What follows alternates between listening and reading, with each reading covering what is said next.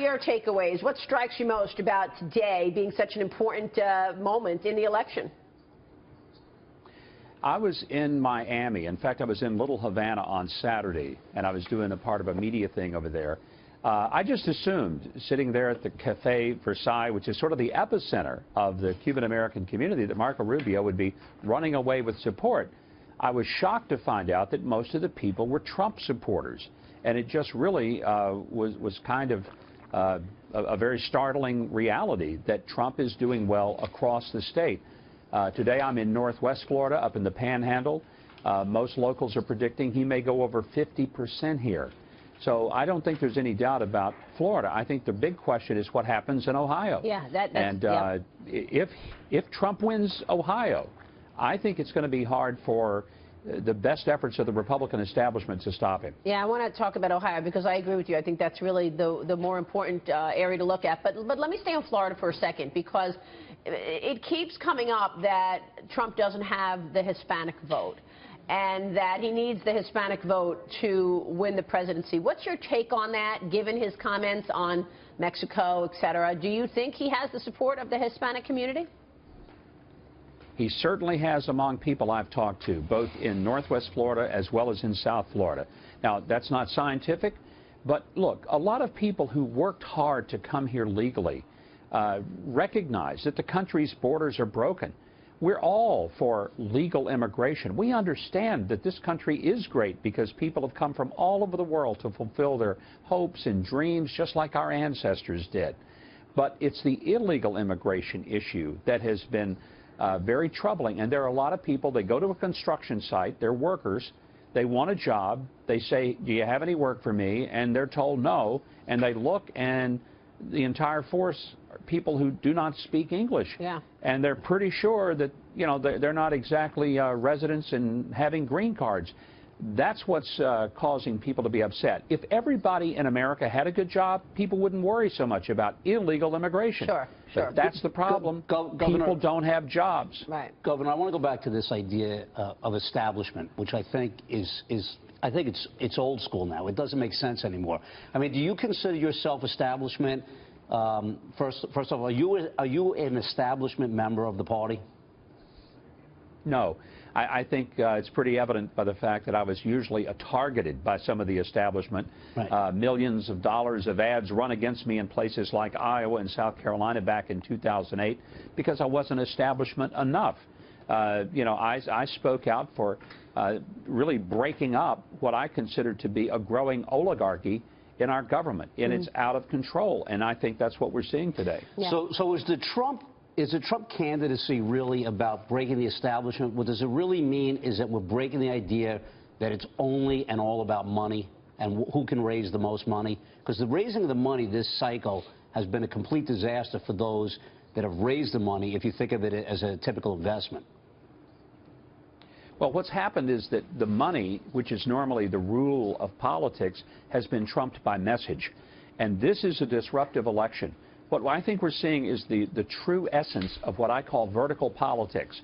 Traditional politics is horizontal. It's left, right, liberal, conservative, Democrat, Republican, and that's where everybody lines up. This is a vertical election. People could care less about where you are horizontally. Here's what they want to know. Are you going to take us up, or will you keep taking us down?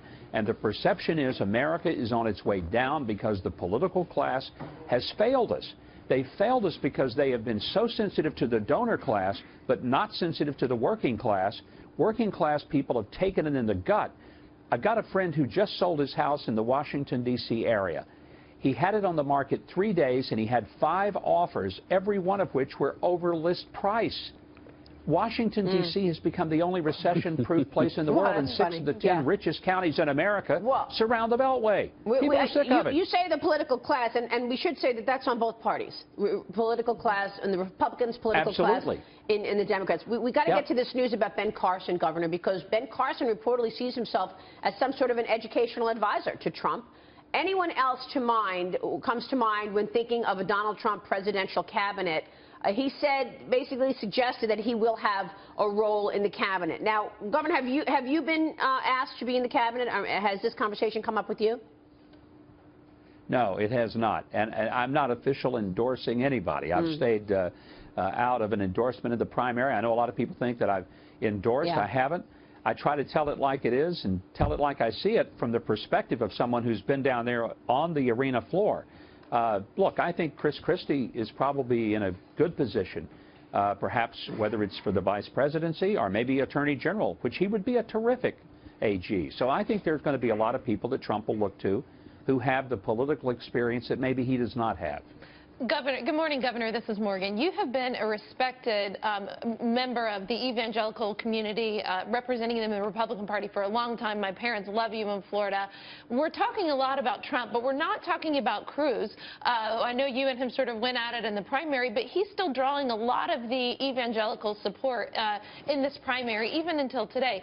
Tell me where you think evangelicals are coming down as we go forward, because I know a lot of evangelicals that believe in family values and really have a problem with someone who's been married 3 times and talks about his sexual exploits when he's been married and with other married women.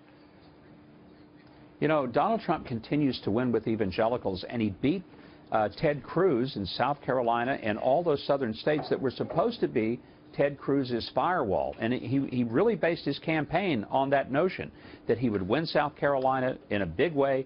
He would win the SEC states in a big way because of the evangelicals, where as many as 75% of the voters in those states are evangelical.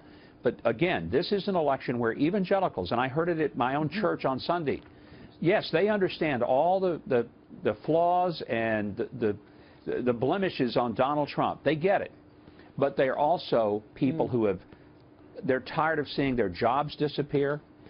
They feel like their country is getting away from them. They don't pretend that Donald Trump is one of them. They know he's not. But they also are kind of maybe refreshed by the fact that he doesn't pretend that he is. But he doesn't say one thing and does something different. And Governor, those people with a Christian heart and mind judge the man standing in front of them today. They don't judge his past. Do you agree with that? Absolutely. And I don't think that for many of them, they're voting for Donald Trump because they say, oh, you know what, he'll be sitting with me in church next Sunday. Right. They're pretty sure he won't. But they're willing to say that he will defend their religious liberty so that they won't be harassed because they did go to church. And that's more important to them than who they elect to be president. But that's not for all evangelicals, to be fair. Cruz still has a lot of evangelical support. And there's still, I talked to a ton of evangelicals in Florida today who still have a problem with, and still think family values matter more than you're describing them to matter this morning. But the people who supported him throughout the South wanted him to win those states, and he didn't win. Cruz did not win those southern states. Right. Look, it does matter to many people. There are a lot of evangelicals who are apoplectic that there are Christian people, Christian leaders who have endorsed Cruz. I'm sorry, Trump. That just blows their mind. But I think if they talk to those voters, look, evangelicals have never been monolithic in their voting patterns. Well, I'm a pro-life voter. I'm a pro-family voter. That matters to me. But also it matters to me that we are a country that protects ourselves, secures our borders, and that we treat people fairly and justly. And that hasn't happened in America. There's a different set of rules for the people in the ruling class and the people in the working class. And those of us who have lived out here in the middle of America know it. And a lot of people are just flat sick of it. And they're willing to forgive a lot of things in Donald Trump's personal life if they think that he will punch the lights out, figuratively speaking, of this establishment ruling class that is completely indifferent to what's happening out here to real people. Really.